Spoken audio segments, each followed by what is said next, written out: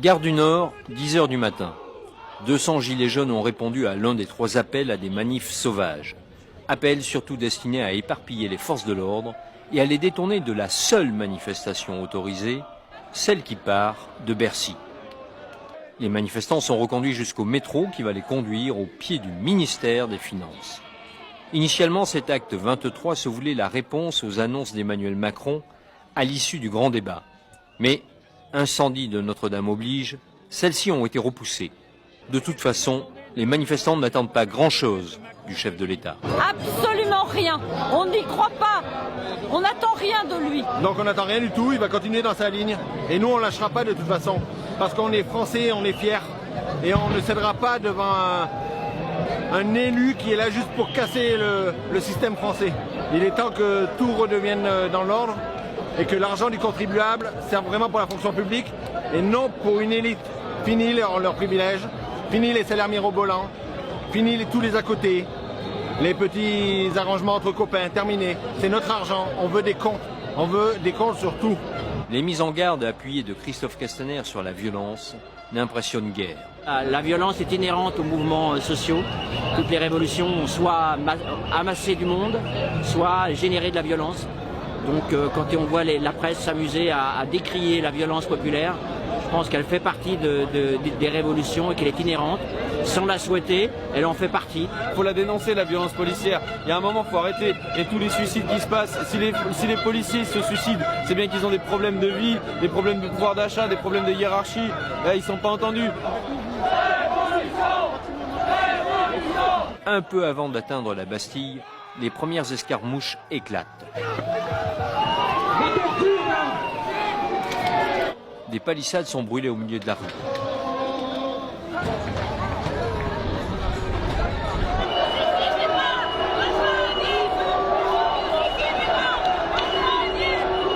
Les brigades de répression de l'action violente, rebaptisées Stormtroopers par les manifestants à cause de leur ressemblance avec les soldats de la saga Star Wars, hésitent sur la conduite à tenir.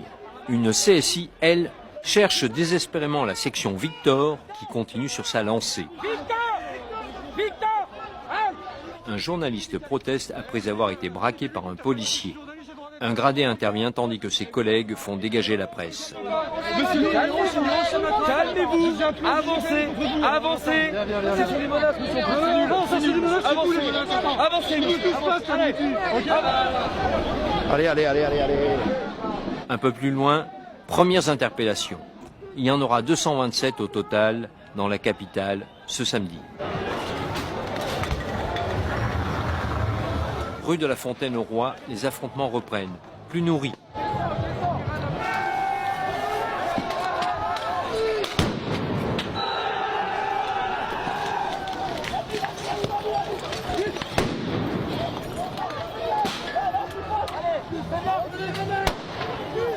Les feux de poubelle se multiplient, obscurcissant le ciel.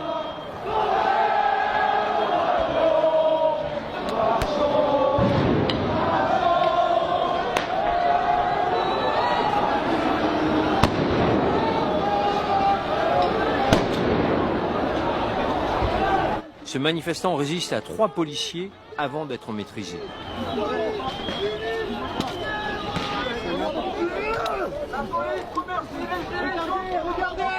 Regardez, la honte!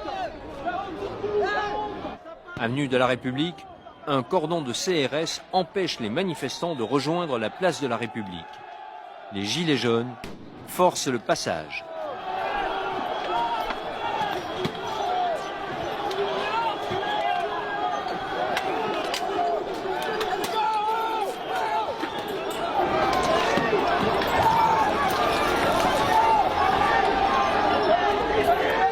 Les CRS se replient avec difficulté. Le cortège fonce en direction de la République.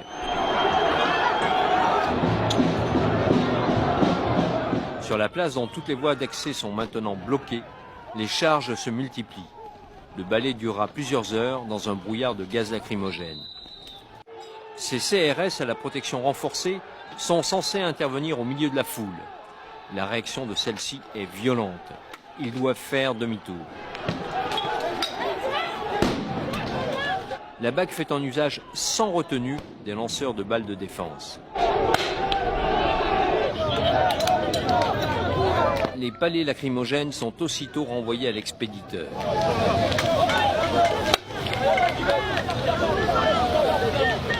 Le journaliste indépendant de l'agence Taranis, Gaspard Glantz, est interpellé après qu'il a protesté pour avoir été mis en joue par un policier. J'aurai moi-même l'occasion de constater que les journalistes sont désormais dans la ligne de tir. La plupart des fonctionnaires de la BAC sont en noir. Si ce n'était le brassard police, on les prendrait pour ces Black Blocs dont Christophe Castaner annonçait la venue en masse.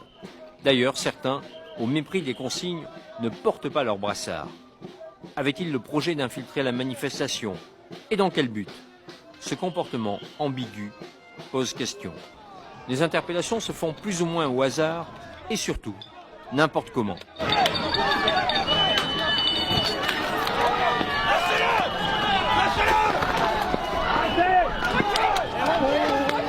Le manifestant poursuivi parvient à s'échapper. Ces interventions mal maîtrisées contribuent à l'ambiance de chaos, ainsi que les brutalités injustifiées auxquelles s'abandonne une nouvelle fois la BAC. Le matin, les manifestants criaient aux forces de l'ordre « Ne vous suicidez pas, rejoignez-nous ». Après une après-midi de tirs de LBD en violation de toutes les consignes d'usage, de grenades de désencerclement et de gaz lacrymogène, les manifestants crient désormais « Suicidez-vous ». Le contexte n'est jamais une excuse, mais l'explication suffit à relativiser la polémique initiée par le ministre de l'Intérieur et quelques belles âmes d'habitude indifférentes à la condition policière. Nouvelle altercation entre un policier de la BAC et un photographe de presse. Oui. Sans branle le placard, sans branle le placard. Les mecs sont pas derrière, d'accord? Ça c'est leur activité mon gars. Ok? Voilà la jurisprudence, on va en parler. Mais tous les policiers ne sont pas aussi vindicatifs. Ainsi, cet officier de la CSI qui privilégie le dialogue.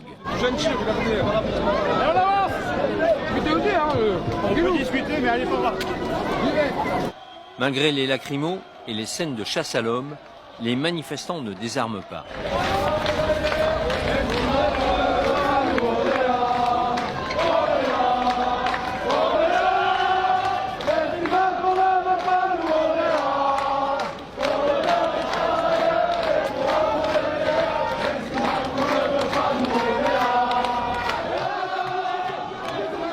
Les charges reprennent. Un mouvement de foule me jette à terre avec plusieurs gilets jaunes. Un manifestant me remet sur pied en me tirant par la poignée de mon sac à dos.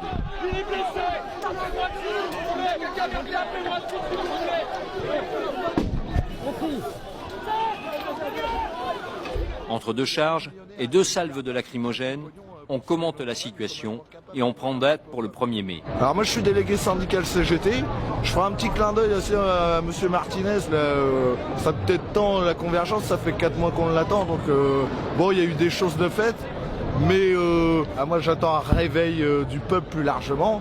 Le 1er mai, moi je suis pour que la CGT redevienne un syndicaliste révolutionnaire. Nos anciens, eux, quand ils se battaient, ils sortaient dans la rue, les cordons de CRS comme ça, ils leur rentraient dedans. Puis ils allaient chercher la bourgeoisie, rien à voir avec maintenant. Enfin, la tension baisse. Les cordons de police laissent les manifestants se disperser, tandis que les motos des braves entament une ronde autour du terre-plein central, n'hésitant pas à raser les manifestants. Désormais, chacun prépare le rendez-vous du 1er mai, qui marquera certainement un tournant dans la mobilisation. Ce sera après les annonces d'Emmanuel Macron ce jeudi.